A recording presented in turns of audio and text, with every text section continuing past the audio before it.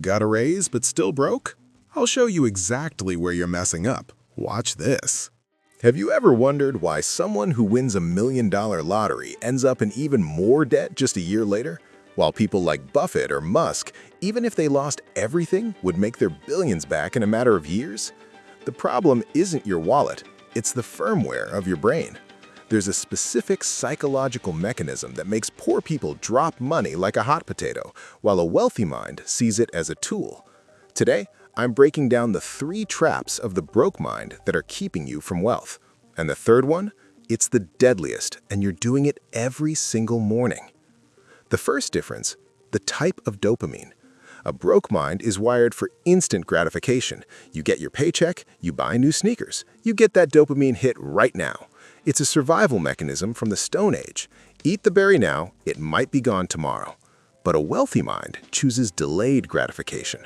It understands that if I don't buy those sneakers today and invest that $200 at a compound interest rate, in 10 years it turns into $2,000.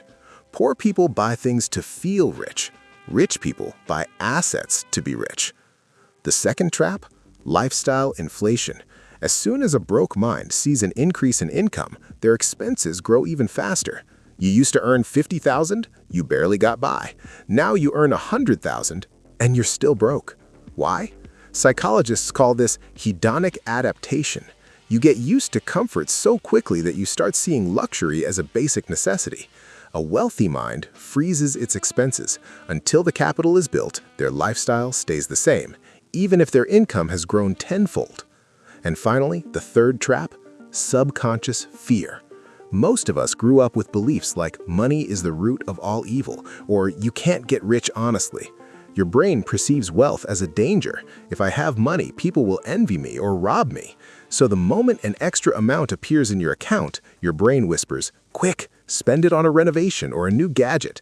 You get rid of the money just to feel safe again, back in your familiar comfort zone of poverty.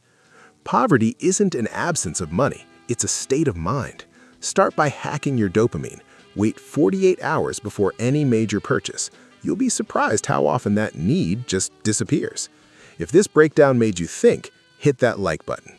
In the next video, I'll show you exactly how to rewire your brain for wealth in 30 days. Subscribe so you don't miss it.